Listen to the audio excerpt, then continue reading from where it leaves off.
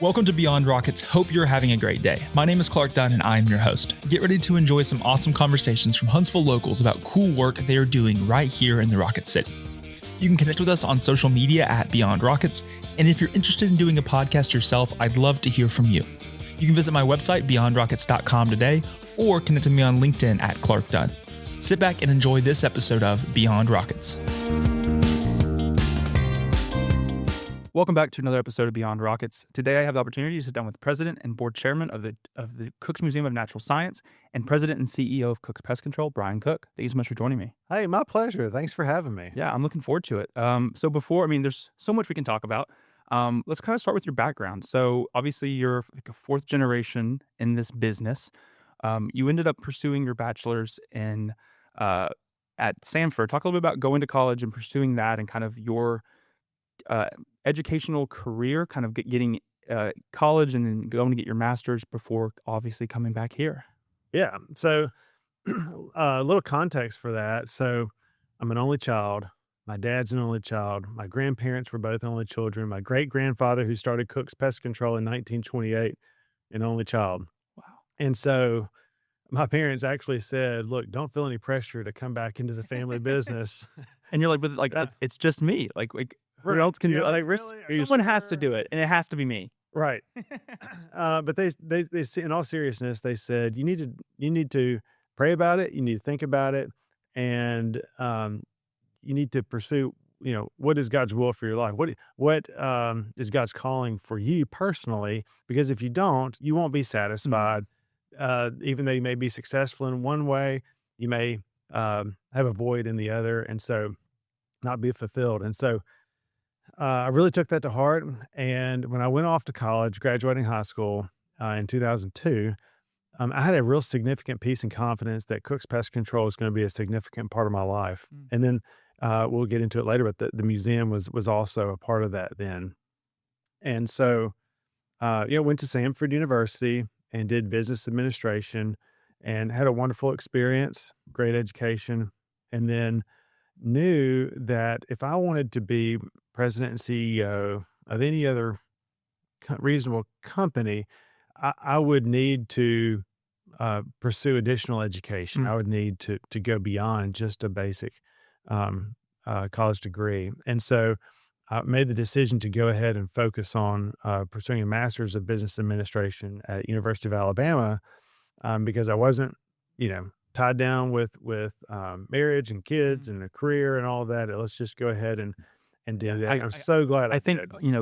I couldn't imagine taking a break and then trying to go back because I feel like, you're kind of in that rhythm of what school is, trying to get up at a certain time, having classes, having to study, having to do all the things associated with going to college. And then the idea of trying to take a break and then go back, it would be a very difficult thing to do. So having that transition for you directly into your master's was probably that good fit. Then you ultimately would come back to Decatur pretty much right after your master's and begin working with Cook's Pest Control. Yeah. So I had experience growing up in the family business. You hear about it at the dinner table. You see it on the weekends when you're going in to open up a new office and organize the filing cabinets and so on and hang pictures on the wall. And so I caught a lot over the years and saw a lot, experienced, so that when I was in college, I did have those case studies to reference and apply and have conversations with my family and other leaders in the business as I was going through school. So yeah, I was able to move in to a technician role right out of grad school. Worked in pest control, termite control, a little bit of sales. Then moved over to manage and lead our customer care center, which is a team of about 12 ladies at the time, handling a variety of topics all across our footprint, and then moved into director of business development role, which was more project based. And that's where the museum really took legs and moved forward quickly. And then chief administration officer, and then now currently president and CEO. Wow. And your great-grandfather was the one that started the pest control, and then your grandfather started kind of the museum with it was really just a way to, educate and equip the Cook's pest control technicians more so than it was a attraction that people it would ultimately become that, but his initial goal really wasn't to be, to have maybe this that we're sitting in today one day. It was really more of a useful educational opportunity for the team that he already had doing the pest control service. Right. Yeah. So my great grandfather, out of his house in 1928, starts North Alabama Termite Company. And he was a handyman, kind of a jack of all trades person. And folks noticed these little white ants were eating their home, Mhm.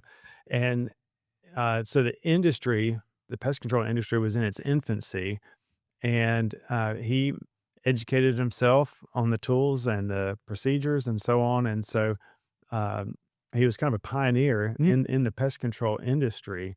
And then World War II happened, and his son, my grandfather, right out of high school, joined the Navy, was stationed in Atlanta, met my grandmother there on a blind date.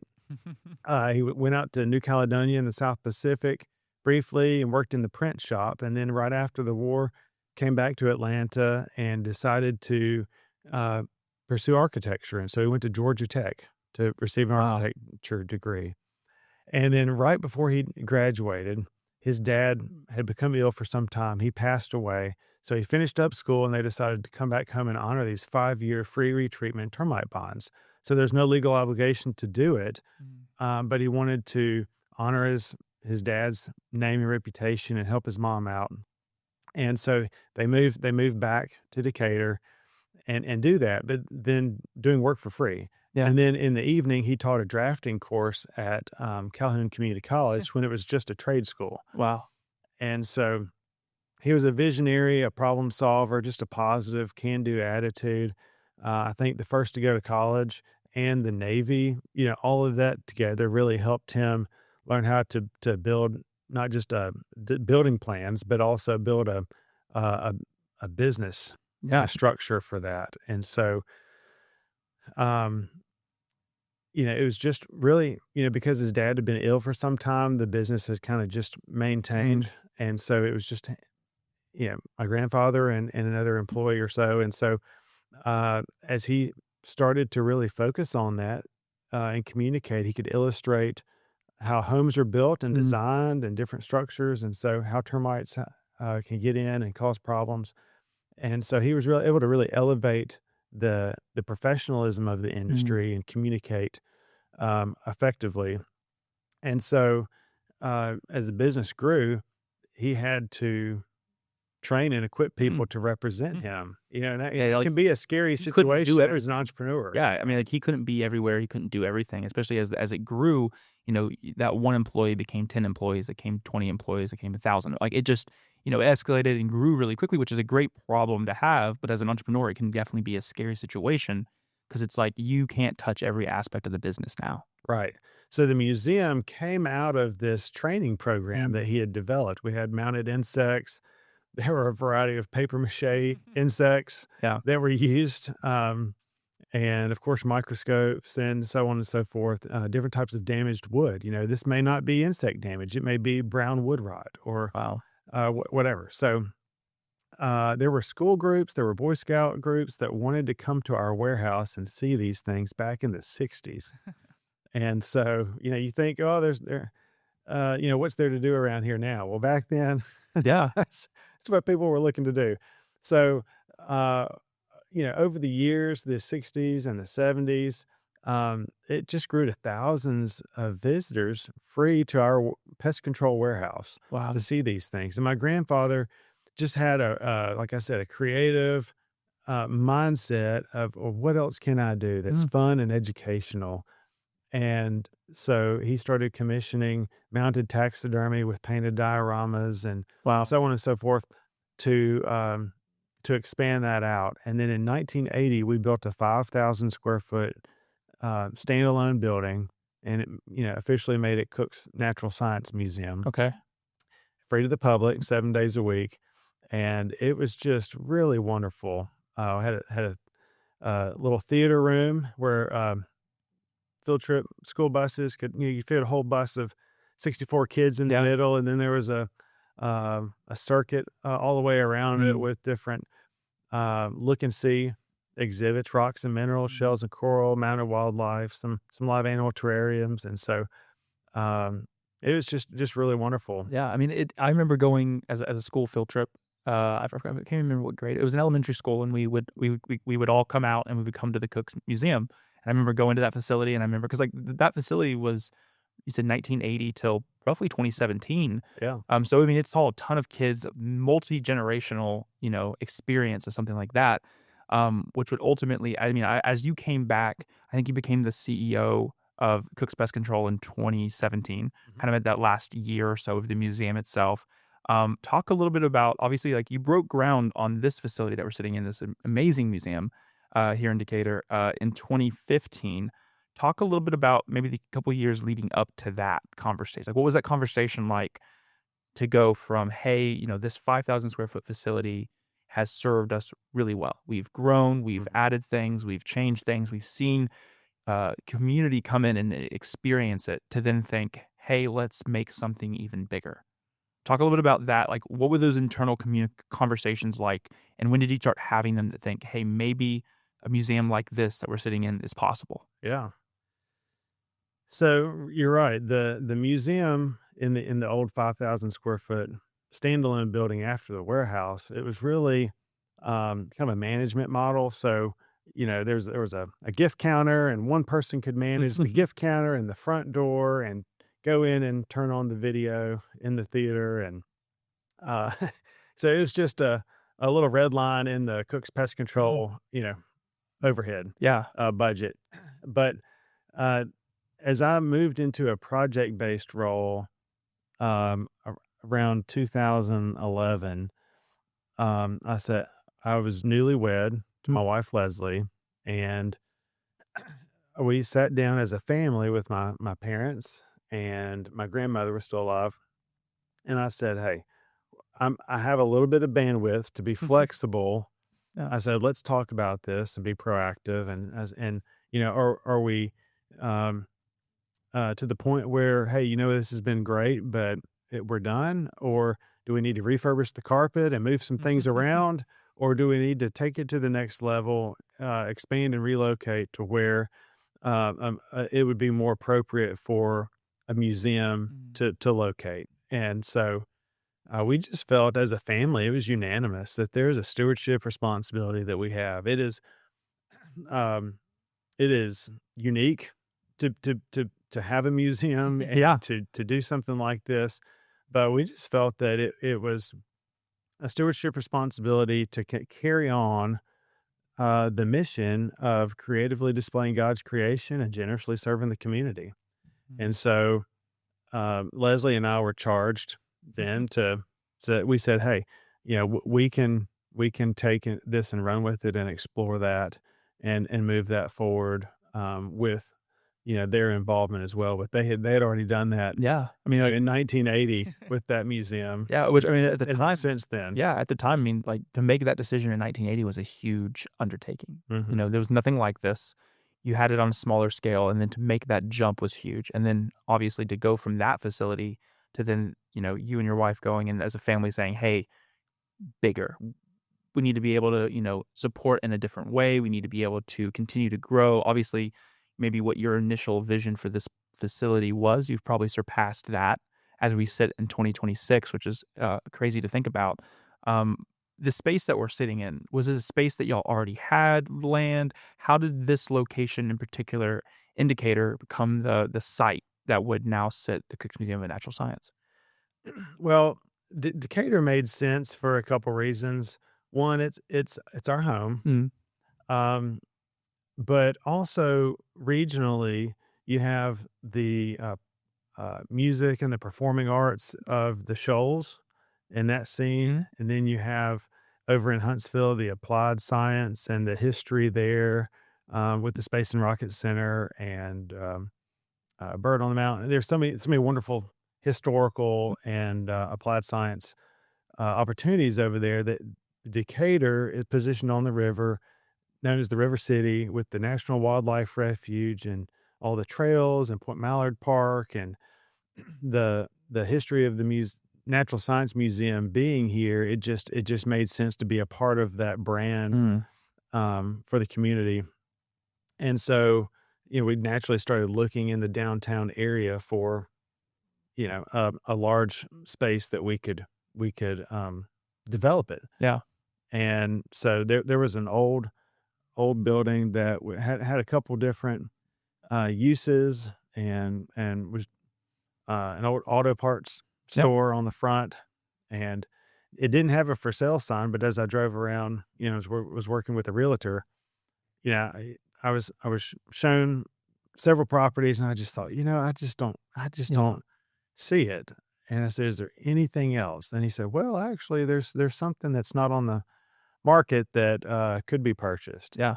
And so, uh, it's just been a wonderful location, within walking distance to local restaurants and chains like Mellow Mushroom and Moe's Barbecue and the Princess Theater, the Arts College that's downtown now, um, and then now since the opening, new hotel has opened up, and Mm. Yeah, I parking mean, deck. So there's a lot of good momentum yeah, and then, I around it. mean, it's, seeing that vision come to life. I mean, seeing the stuff that was here before and then envisioning what this facility is today. How long obviously, you broke ground in 2015, 2019 was the grand opening. Talk a little bit about that initial grand opening. You've had the 4 years to see this facility get built from the ground up, clearing land, planting new trees, getting everything, to this next level for Cook's Museum. Talk a little bit about that grand opening day. Take us back to that 2019. You're ready to cut the ribbon, open it to the public. What was that feeling like as a family? What was that feeling like for you and your wife, kind of taking the reins of, now this is kind of the next generation getting into this new facility? And what was it like, maybe even for your grandmother at the time to see, this come to life? We were not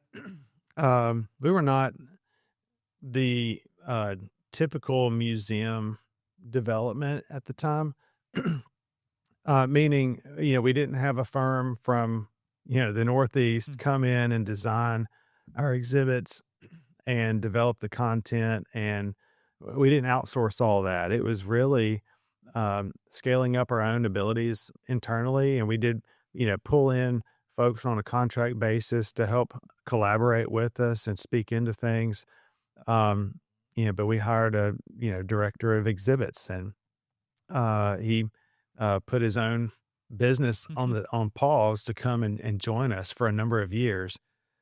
We had a children's book author that wrote environmental education books for kids, and so she was able to help us take these ideas and work through graphic panels with interpretation at a Mhm. fifth grade reading level that could be engaging and exciting and interesting. And so um, it was a real process, Yeah.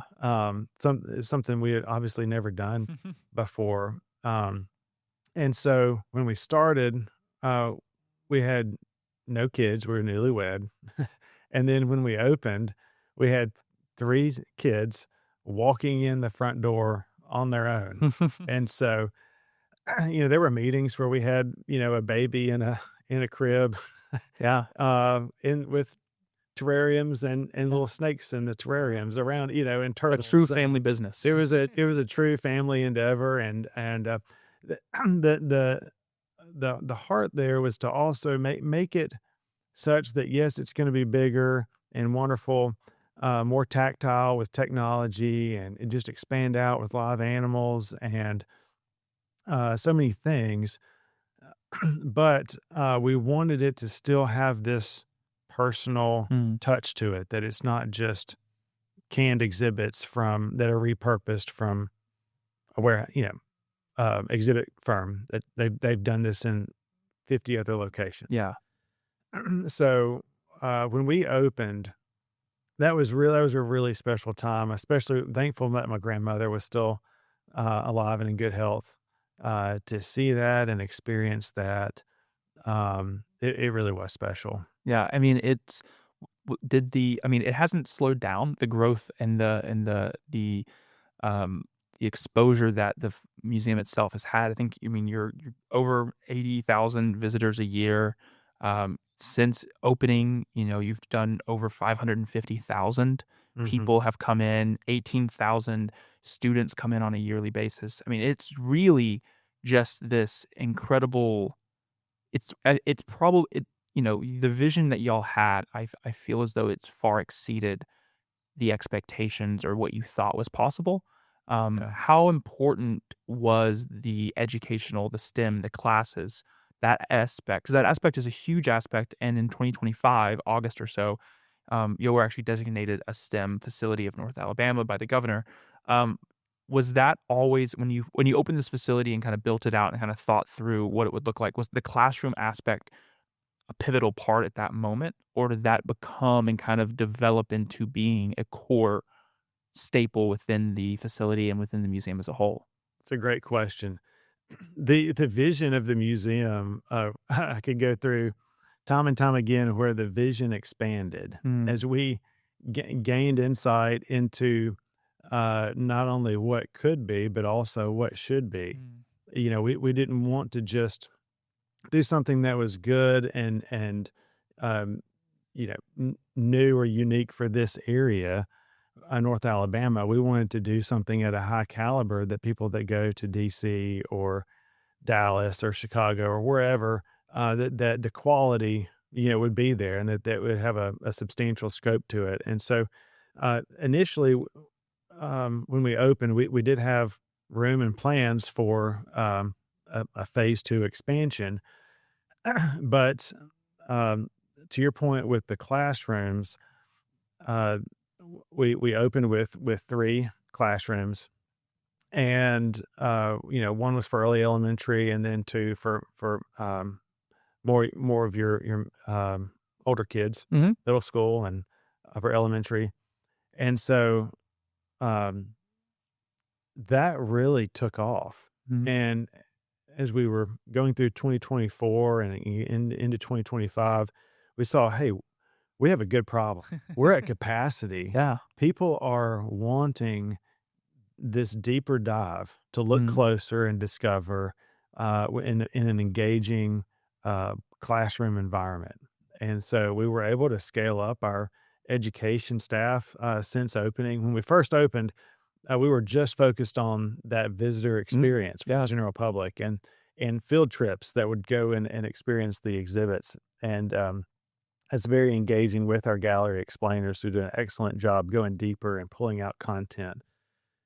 But our classes really took off, and then we just saw that we were at capacity with our field trips and the time frame that they can allow during the year, and then during days of the week, and during the day. Mm. Because of logistics, that we were just seeing we are fast approaching capacity there and in these classrooms. Yeah. So it's a great problem to have. But the Sabin Center is a new initiative and development down in Tuscaloosa focused on STEM education, and they were really the precedent there for this idea of um, the state supporting STEM Mm. opportunities in a more informal, creative um, environment like that. And so we did have an opportunity to go before the governor and share the need of our growing community. Four of the fastest growing school districts in the state are are within our footprint Yeah. here in North Alabama. And so not only do we have a problem today, but we have a growing problem Yeah. with the future. And so she and the state legislature believed in us, and we had a proven track record of success and effectiveness. And so they invested in the museum to expand out STEM labs and classrooms and lunchroom space and so on. So um, that really has taken off. Yeah, because I mean, like, it was, like, around May of 2025 was when that happened, I think, and then in August of 2025, you kind of made the proposal of what this, expansion would look like. Mhm. I think it was 9.5 million from the state and then another 20 million or so from private, investors. Talk a little bit about what that proposal entails. Obviously, we're sitting in the conference room at at the museum, and the expansion is gonna be happening sort of around us. Yeah. Talk a little bit about, what that expansion looks like. What are some of the key, things that are gonna be involved with that expansion? And obviously, it just was announced. What's sort of that timeline? Obviously, construction can take a while and, plans are it seems as though y'all are very intentional with design and with, making sure that the plan is set before you just say, let's do this thing. And so what does that process, what does that timeline look like? So, uh, the state, um, support was ex just totally, critical because we were not in a Mm, position to consider, seriously an expansion. And then as we looked at this opportunity, um, the constraints of the area around us, we needed more parking and we needed more property to do it right. You can't just expand classes and then you still have this bottleneck in exhibits yeah, for those circuits of field trips. Lunchroom space is a problem. yeah. So it's kind of a three-legged stool. And so in order to do it right and fully, we needed to conduct a land swap with Mm, the city of Decatur, and the city uh, has committed to building over a 500 space parking deck that will be directly across the street from the museum. And okay. so we are so grateful and just thrilled for our local leadership and their commitment to that infrastructure Mm, to help facilitate this. And then the Morgan County Commission has pledged $500,000 to the project as well, which is significant. So with city, county, state support, we are developing plans to raise over $20 million mm, privately. So that campaign has not officially started yet. okay. But we are, to your point, being very thoughtful and methodical and analytic in, what are we going to do? How are we going to do it? Um, how does it all fit with our mission and the current cohesion that we have Mm. with the museum? Yeah, I mean, I think, having those parties involved right now, well, I mean, I would assume sets you up better for finding those private investors because Mhm. it sees that there's some it's not just, "Hey, we think this is a good idea." It's like everyone else, like the people, the logistics, the area as a whole thinks this is a good idea, and so it kind of gets Right. that buy-in from private investors to say, "Hey, I wanna see this continue to" the impact this has. And then, and exactly like you mentioned, it's not a problem that's gonna just one thing might not just solve this problem. This problem is Mhm. going to continue to grow as Huntsville surrounding cities are continuing to grow. I don't think I mean, as we've sat here within the hour or so I've been here, I've seen, 5 or 6 school buses drop off kids, and, like, that's not gonna slow down, Right. which is a Yeah. great like you said, it's a great problem to have, but it's when you build this new infrastructure, when you build this new, maybe what this facility would look like to support, it is being like, okay, what is not necessarily what the next 5 years look like for the area, what does the next 10 years, 20 Right. years look like? It's what's wild to think about is that this facility, 2019 it opened, 2026 we're having this conversation about expansion. The facility you had in 1980 to 2017 supported it for that long, and so it's just incredible to think, how much in such a short amount of time the area as a whole, Decatur as a whole, North Alabama as a whole has grown, that you're having to have this conversation so soon. Did you even envision in 2019 that in 7 years later you'd be having a conversation about expansion? Or how quickly did that kind of like, did 2024 it sounded like is when it kinda was like, "Okay, we need to think about what this might look like." So we wanted to expand, within, 10 years Okay. or so, at least start an expansion, that was going to be more manageable. um, but yeah, to talk about that first capital campaign, I'm going around with a poster board and a pretty picture, or I'm walking around on a hardtack tour, with steel up, and I'm just pointing at things and saying, "Here's what this is going to be. This is going to be a cave that you can go explore and walk through with stalactites and all this, and here's a tree you can climb up, and, but now we're a proven entity, and it's Mm. operational, the plane is flying, and so, uh, the response of the community, was really encouraging and profound. Um, Regionalism, I had not seen, um, a project like this where regionalism really came together, for such a nonprofit educational initiative.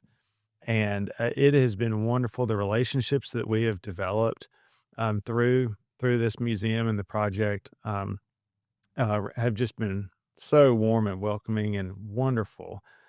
So many, um, just phenomenal leaders in this area that have joined us to participate, in families, foundations, companies.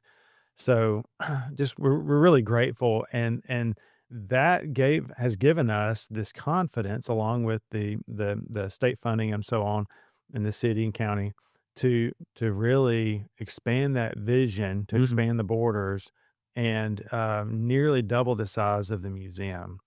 And the exciting thing too is that, in our plan, we are still, preparing, and have analyzed the plan to have areas where we can continue to bolt on a 3rd phase or a 4th phase, Mm. um, Yeah, 'cause down the road. yeah, I mean, So we're not painting ourselves into a corner even with this, but, it's exciting. yeah, I mean, I think, as you've had to make that scale or that conversation happen so quickly from this facility to now this expansion, you don't wanna be in the same spot of, like, having to find new land again. Because I mean, the area around the museum as a whole is not gonna slow down growth along with your growth. So Right. they're not gonna put their growth on pause so that the museum can continue to grow. Everything's kinda growing around you, so you're being intentional with what that looks like, and I feel like you said, now you have kind of the buy-in from individuals and organizations to be a part of this, so that's sales pitch, so to speak, when you're going to raise this money,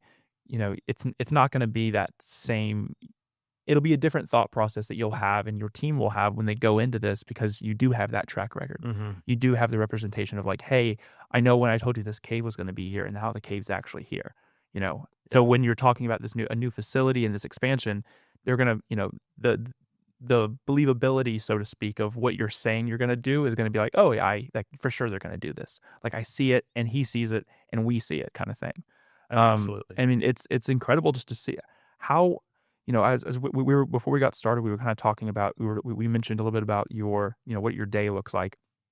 Juggling the hats you wear from the cook's pest control side, from the museum side, there's only so much time in the day, there's only so much time in the week, in the month.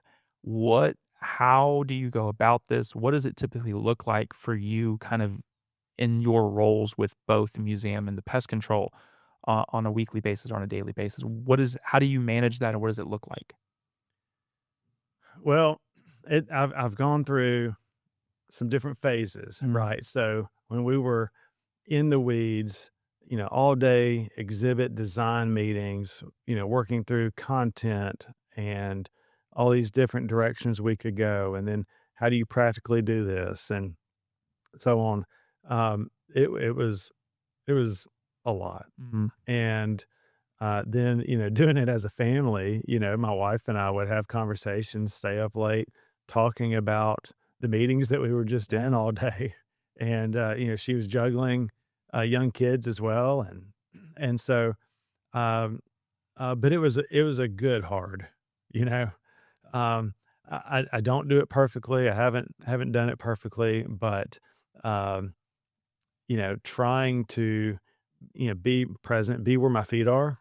So, um, try to schedule that time to be invested here, and then block off the time that I'm present, and scheduling meetings for accountability and follow up and so on, with down at the road at pest control. But then once we opened, I'd say about 6 months after we opened, the roles kind of really reverted back, mm, so that, as opposed to being, uh, you know, daily, uh, operating and in the weeds board president here, I was able to pull back and be more of that directing, mm, governing, board chairman, Yeah. and Scott Mayo and the team here do a phenomenal job of leading and serving. And so that now with this new project, You're almost back. it's kind of picking back up, but we're in a totally different place now, and we are working with an outside design firm as well as Joe Fuquay, the Huntsville architect, to develop these plans, and so the strain is not near as significant as it was. Um, but you have to you have to schedule, Mm.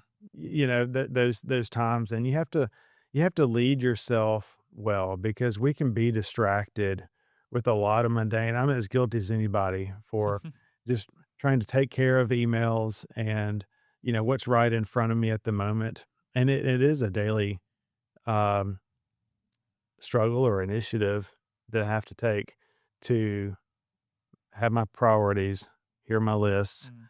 and here's what I need to follow up on. Here's what I need to think through, communicate, and we just have to be diligent, Yeah. proactive. Yeah, I mean, because like, I mean, Cook's Pest Control is continuing to grow. I think over 40 offices, Mhm. you know, multiple states in the Southeast. I mean, it's incredible to see, both of these things continuing to grow. Like you said, you're having to try to split your time, and as the museum was getting going, you were spending more time here, and as now the museum has been running pretty smoothly over the last 5, 6 years now. You have this now shift as this new expansion happens, and so you're trying to figure all that out. I know that you mentioned at the beginning your parents didn't put the stress, maybe so to speak, on you getting into the family business. Same thing with your grandparents and all of that. You have 3 kids and the museum is growing, they're growing up. What is sort of that dynamic, and how is that conversation, as obviously you're in your role and you're gonna be in this role for a while, but what is that conversation? What is your thought process? Are you even thinking about the next generation? You're thinking about your kids coming into these roles? Um, and is that something that's not even on your agenda right now, and you're not even really thinking too much about that? Or just kinda talk us through that, 'cause I know that played a key role in your life getting started, and Mhm. it's gonna play a key role in their life, and they've seen it, they've grown up with it. What does that look like? I think my most important job is as, obviously husband and a father, and investing intentionally in my kids, um, so they can be servant leaders in whatever God calls them to do or be.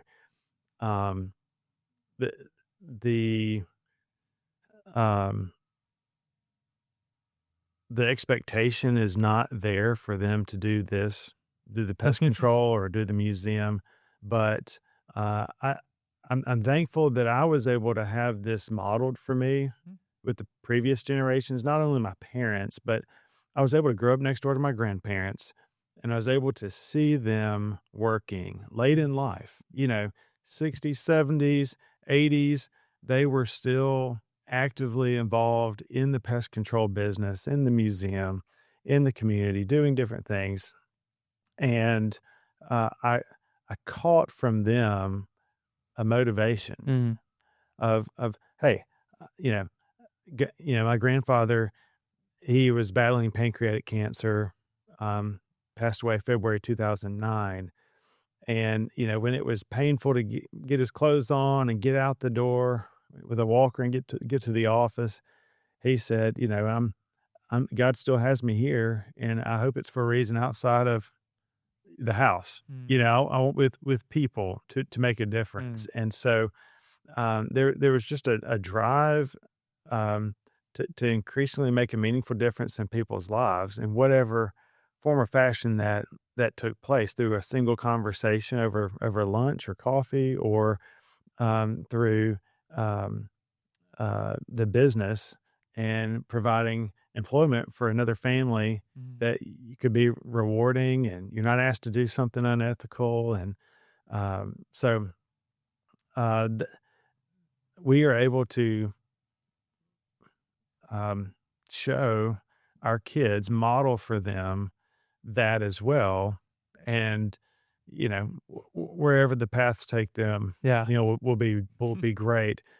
Our job is to uh, help instill the values Mm. and the high calling and purposes that they have as individuals. Yeah, I mean, I think, as being involved with it, like, just how you were growing up, it's always gonna kinda be something that, hopefully your kids are enjoying it like you enjoyed it growing up, and you're able to they're able to see the fun, they're able to see Mhm. the exciting parts of it, they're not obviously they're not a part of those maybe late night discussions that you and your wife have about the business. That's not their role, and that Right. shouldn't be their role. But the fun, being at the grand opening, being in the photos, seeing the passion that y'all have, the passion that their grandparents, your parents have, and seeing that, if it all works out and they do decide, it's great. And if they don't, it sounds like whatever they decide to do, you're going to be a part of it, and you're going to be supportive in whatever they decide. And I think it's a cool, the full journey. I mean, it's incredible. Cook's Pest Control starting in 1928, in the museum 1960, the 5,000 facility in 1980, the new museum in 2019 to expansion, and probably have to have you back on and talk a little bit about that expansion when it does happen because it's going to have a whole nother, you know, its role in the community and the museum as a whole. Its role can continue to shift. It can continue to grow. The impact, it's incredible. I appreciate you taking the last half hour or so to share a little bit about you and then a little bit about the business.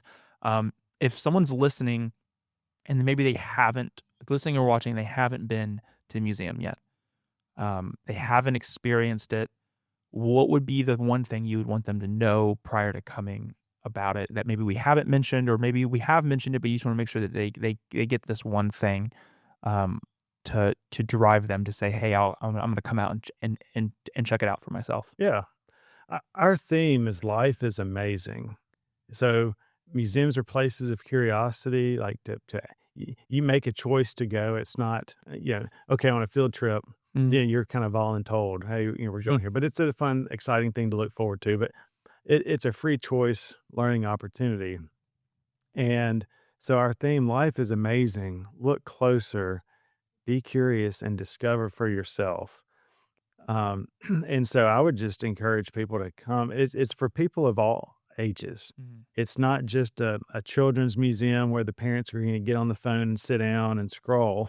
It's to create meaningful conversation and activities for families, and we even have retired senior citizen field trips and mm, and days that are special for them. So it's for everybody.